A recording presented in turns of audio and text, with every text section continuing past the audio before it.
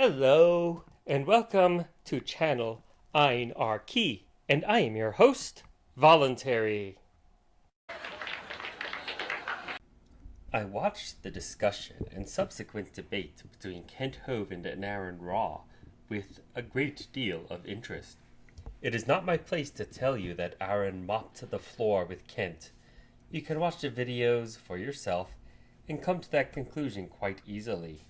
One thing that was a major obstacle to the discussion was the concept of Clade.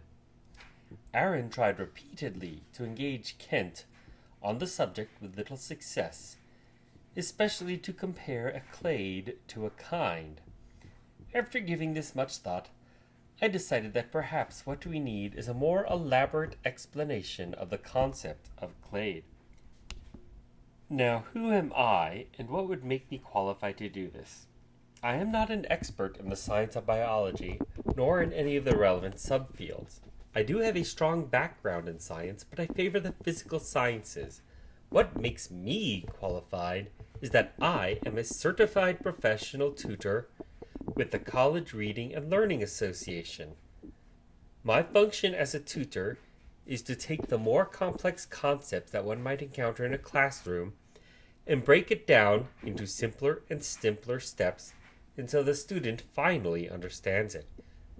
I feel confident that any experts in the field, while they may find my explanation a little simplistic, will not find any serious faults in my explanation. So, what is a clade?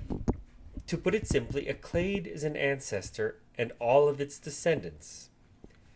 That is the technical definition, but since there is some confusion, I will start by giving a few concrete examples. One example of a clade is what I call the grandfather clade. That includes your grandfather, your dad, your uncles and aunts, you, your siblings, and your cousins. A biologist studying taxonomy would not necessarily find it useful, but it would definitely be useful in making out your Christmas card list. And if you, your siblings, or your cousins have any children, grandchildren, great-grandchildren, and so on, then they are all in the grandfather clade because they are all descended from your grandfather. Another example is what I call the father clade. This includes your father, you, and your siblings, and of course any descendants. This one is useful for knowing who lives in your house with you. It also illustrates a very important point, that clades fit inside clades. Unlike the standard taxonomic ranks of kingdom, phylum, class, order, family, genus, and species, a clade can be at any level at all. A bigger clade can have a smaller clade inside it. So, since a clade can be at any level, we can go all the way back to your great-great-great-great-great-great-great-great-grandfather and have him be the head of a clade. Again, this isn't necessarily a clade that is useful to a taxonomist, but I'm sure a genealogist would find it fascinating. Then there is one more clade that is useful to examine, and we will call this your uncle clade. This is composed of your uncle and your cousins and any possible descendants. There are two very important points when considering the uncle clade. The first is that both the father clade and the uncle clade are in the grandfather clade. This means that one parent clade, the grandfather clade, can have two descendant clades in it, the father clade and the uncle clade. The other important point is that the father clade and the uncle clade are two completely different clades. You can't jump from one clade to another, so you can't go from being descended from your father to being descended from your uncle. The clades don't mix, unless you are a Habsburg. Your father's descendants are your father's descendants, and your uncle's descendants are your uncle's descendants. Sure, you could say, what if 10 to 20 generations later, two people who have no idea that they are related meet? Okay, I'll grant that. But in the interest of keeping this simple, we're leaving it out.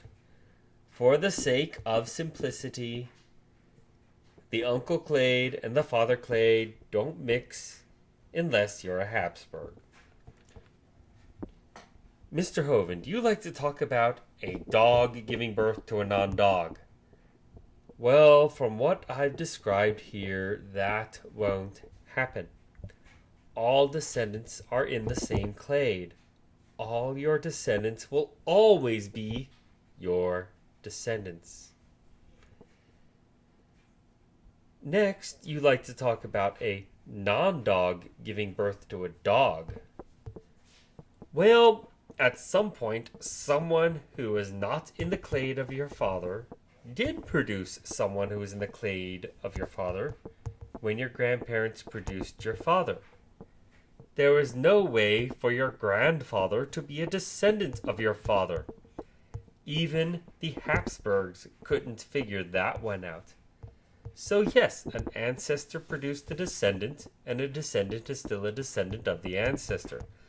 A caniformia produced a canide. A canide produced a canine. A canine produced a canini. A canini produced a canis. A canis produced a canis lupus. And then a canis lupus produced a canis lupus familiaris, a dog.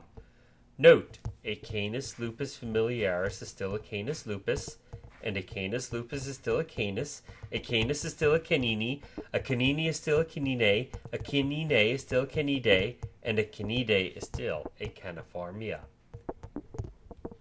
Yes, it does work going forward, and that is the point. That chart you hold up showing an amoeba and lines going to various and very different descendants, and asking which branch the amoeba is a member of, that is a question that makes no sense. Remember when I spoke about the grandfather clade, the father clade, and the uncle clade? Is your grandfather a descendant of your father or a descendant of your uncle? Unless you've discovered time travel, the two questions are the same questions. Now, with all the comparisons to direct family, clade does have taxonomic usefulness. If you trace it back far enough, you will find all humans are descended from an individual human known as mitochondrial Eve.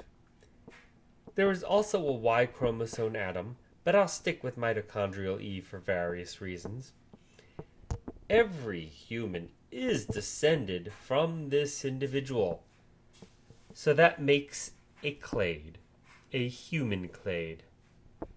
There are other candidates for the person of last common ancestor of all humans, but this one is convenient. This can be done, given enough time to do genetic testing, with every species out there. So each species is a clade. Then we find that some different species have a common ancestor. You are willing to recognize that the horse and the zebra have a different ancestor. The genus Equus would also be a clade, with the horse clade, the zebra clade, and the donkey clade inside it.